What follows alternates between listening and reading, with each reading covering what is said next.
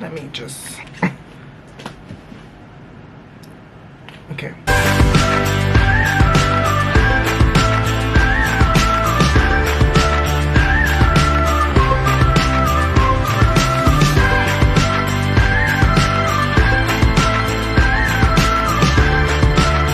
Hello everybody, welcome to my YouTube channel. Let me just get my script. Welcome to another book session of the year. Well, I think I had one like earlier this year, but anyway, welcome to another book session, but this time it's going to be completely different. We are going to be ranking all of the Disneyvillains book by Serena Valentino, like these types of books. So I have all 10 of them, all 10 from the series. We're going to be ranking all of these babies, and I did review for half of these books. You can check them out on the book session playlist over there, or you can just, you know, find on the channel whichever, you know, books you're interested. And I can't believe we are in the 10th book of the series. I wasn't able to fully review it separately, but I will do like a mini review of the book as comes into the ranking. So there's that. If you, again, just before we start, I just want to let you, if you want to get started with the series, so this series, if you didn't know, so the Disneyvillains series it's basically Disney's MCU version, written, and the author is Serena Valentino. So these babies, they are written through like the villain's perspective. That's the point of the book. So the book starts with the evil queen, and then it ends with these two babies. So it starts with here, and then this is the latest one that's been released this year. So you would usually start with this book, the fairest of them all, and you just go follow with the ride. If you want to, I'm gonna put a picture of here of like the order of the book if you want to start. But if you're not really sure, like, oh, I'm not really sure if I want to get started the series, you can always read the Corella book. Is very great book. It's like basically it's down on its own series, so it gives you like a sense of idea of how the type of book it's written. So if you're not really sure if you want to get into the series, I would suggest start with this book if you're not committed to, you know, the series. Otherwise, good luck if you want to read it like, you know, separately or on its own. So there is that. Again, this will be a non-spoil review, so there won't be any spoil. I'll try my best. And again, this is my personal opinions of the ranking. Very curious to see what yours is, so please play along down below. And I don't know, let's get started. Let's start ranking from the worst to the best. So let's start with the worst. And my least favorite book is number 10, which is boop, it's The Beast Within: A Tale of Beauty's Prince. And I gotta say,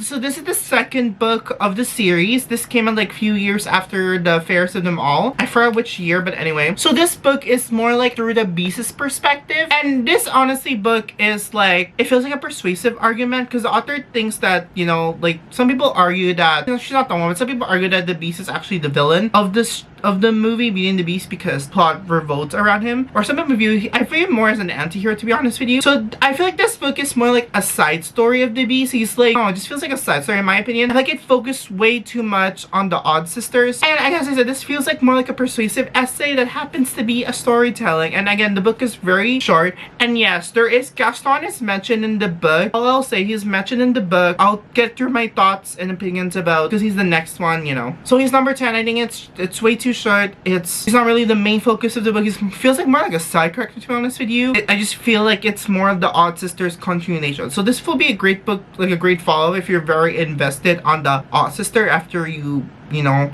read it in the first one. So this cutie is number 10. Sorry, my least favorite one. And number 9, this really saddened me because this book really is the one that got me into the series, and I also love this character too. So boom, this one is Ursula, Poor Unfortunate Soul: A Tale to See, which this book is the one that got me introduced to the book series, to be honest with you. And this has similar issue to the Beast story, sorry. So this is the third book of the series. Again, Ursula's more like a side character. This book is like literally all over the place, and I like, the only thing I love about this book is how it tackles on themes like, of course, body image, and the main theme of this book is more on self-acceptance, like self-esteem. That's all I'll put. If you, especially, you'll know I'm talking about if you know the movie Little Mermaid, like how, you know, Ursula's perceived. It's just more like she really embraced herself. It's just more like what happens if others, you know, don't really appreciate. So they kind of explored that theme, and I just wish that, again, I wish this book is a lot longer. It's like one of the shortest books. It's like 273 pages, or maybe not even 200. It's like 100, yeah, almost 200. And yeah, it feels like a short story kind of. It feels like this one feels like more like an anthology kind of. You know, it's all over the place. And this is once they introduce the author, that's when it gets all over. However, this is one of my favorite like covers. Like it has Ursula and then her alter ego Vanessa, and it's very interesting to see like, you know, her journey of the story. And I haven't read this in so long, but I remember this like my least. I was like very disappointed in how short it is, and I do love the theme. You know, the theme is pretty good. So that's number 9. So number 8 really beats me, and it is boom, Fire and Tale, A Tale of the Lord of Darkness. So this is the first like, well, I guess third like book that's non like fairy tale like. This is more like Greek mythology. So this is based on Hades' perspective, and it's you know, it's kind of cool. You know, he comes in this one, and again, this is a lot. So this story is the most anticipated book that fans have been waiting since he was introduced in the beginning of the book. So yeah, you'll see. You know, he's been all around the book, and I gotta say again, the story is such like a mess. It's like all over the place, and again, it's very short. It's a very short book. Again, the same issue with the first 3. I feel like Hades just feels like more like, I can't say he's like the main focus. I just feel like his story doesn't really evolve around it. It's just more, again, it's more like on continuation with the Odd Sisters, or kind of just, you know, they're, yeah, I feel like it's more a continuation of the series in general, not really more about like Hades focus. And it does have some great elements, as much if I can remember, but I just remember that once Odd Sister, it's, you know, it's very like rushed all over the place, and I just feel like it's more like, it's more of a continuation of Hades' story, not like more of his backstory, you know, series continuation versus like Hades' proper backstory. So I just feel like it's, you know, all over the place and very short, and yeah. So that's number 8, unfortunately. Sorry, Hades. So number 7 happens to be, oh my god, oh, where is she? Oh, she's right here. Okay. Boop. It is The Odd Sisters, A Tales of the Three, which is, I remember this one was very long anticipated from fans. Everybody was like very curious to learn more about the Odd Sister ever since they were introduced in the Fairest of Them All book. And I gotta say, this one feels,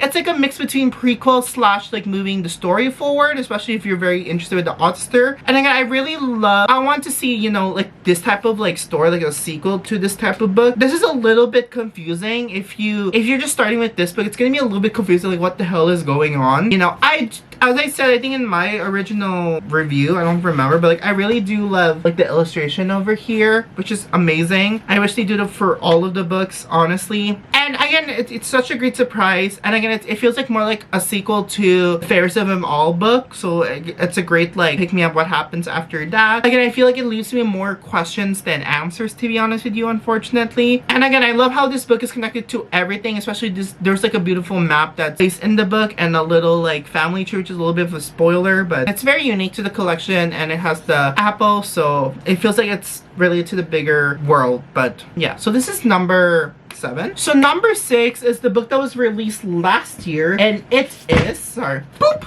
Never Never, A Tale of the Captain Hook. I was very surprised how great Captain Hook's like backstory is. To be honest, it's kind of tragic seeing the relationship between Hook and Han, especially. I remember like that was emotional. And I guess this is like the second like non-fairy tale, like, I mean, people are kind of never done this like a fairy tale, but it's based on like an author like similar to Wonderland. You know, it's a second. I think the reason why it's not like my favorite, I think it's because of my interests. I think that's it. I'm not really like, you know, interested in like Captain Hook's backstory, but I still read it because, you know, I love the series.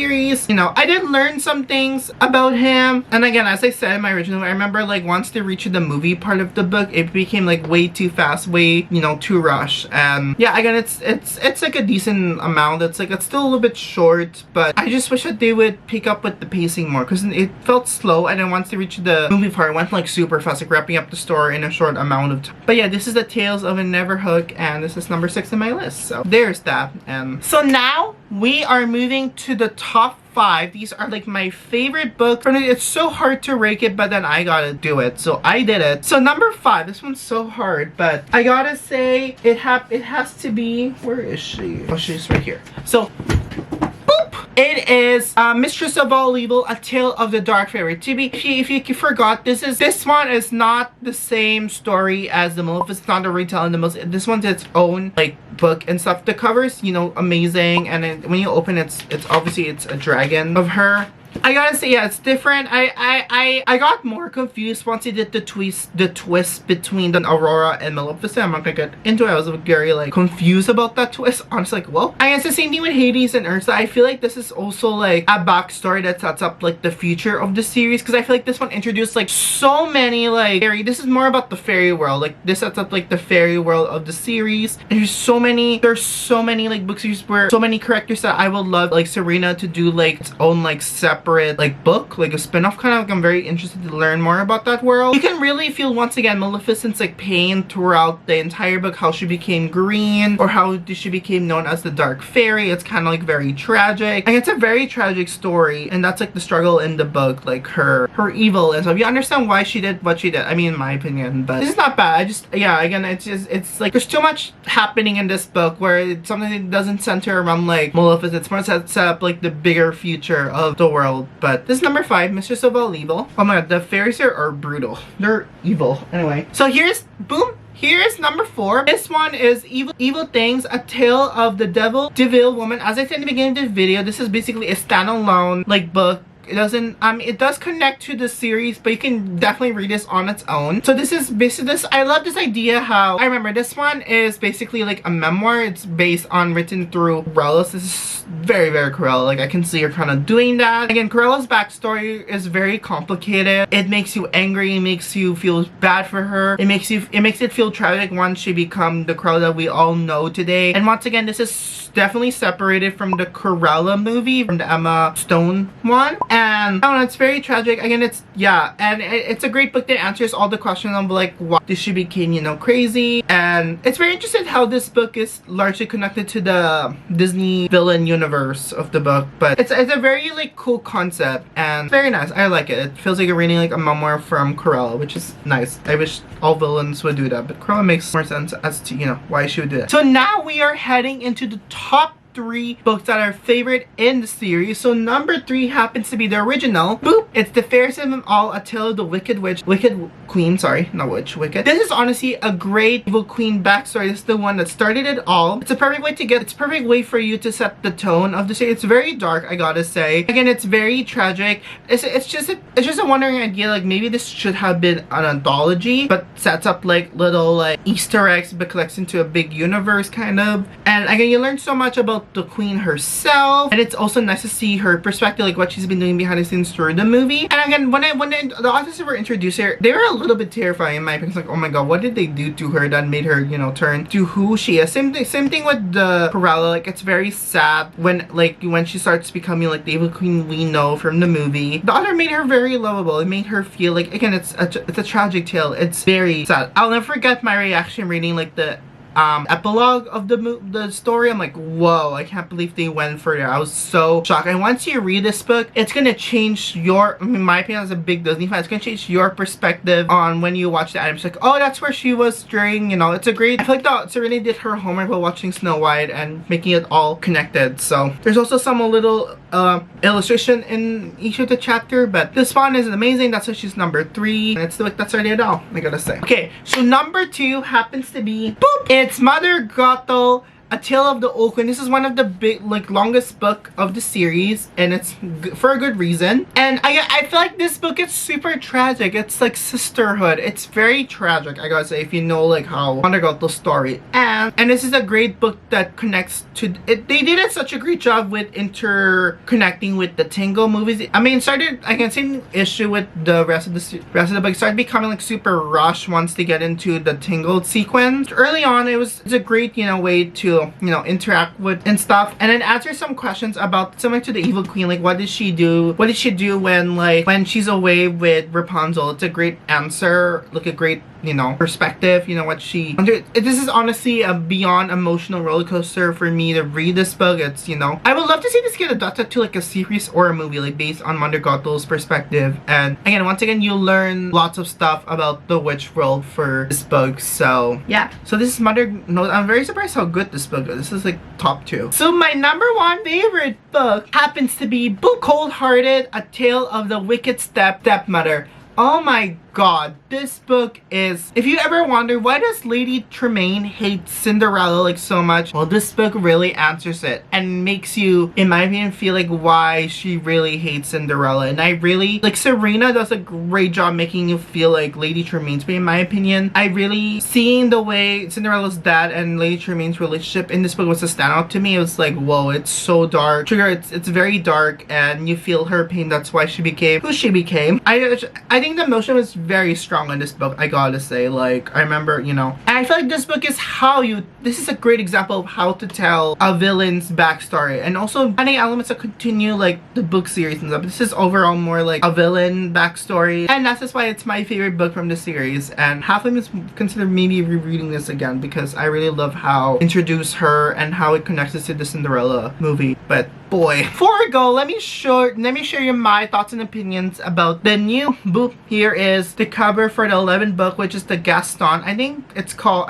what's it called? Let me Google. What's Gaston's book called? Hold on. Let me see. Okay. Oh, it's simply called Kill the Beast. And I gotta say, the cover really looks like, again, I really love how it looks like a portrait. It really shows how charismatic like Gaston is. And I'm very curious to see like Gaston's like perspective of the book, since he's more like a side character in the Beast's story. So it's very interesting to see, you know. I'm very curious to see how did he become like well loved with Belle's little town. He's basically like seen as a hero. So that's very interesting to explore. And I'm very happy that we're finally getting like a Gaston, but I was very surprised they're doing a Gaston because he's one of the Disneyvillains. And going to read it. It's coming out next year and I'll definitely review it if you guys are interested for a review of the Gaston book. That is it. That is my ranking of the Disneyvillain book. Let me know in the comments below what is your ranking, which one's your favorite, which one's your least favorite, and I'm going to read them down below. Let me know which Disneyvillain would you like to see the same treatment be part of these series. I gotta say, I would love to see the Alice, and I'm still waiting for the Queen of Heart book. I would love to hear like through her perspective. That's, you know, and yeah, I feel like any videos like this, please don't forget to give a very big thumbs up and subscribe if you don't want to miss any book sessions videos like this. Let me know if you're very interested with me doing more like Disney's book series like this. I'll be willing to do it for ranking wise. So yeah, no comments below and I'll see you on the next book session. Okay, bye. Boop.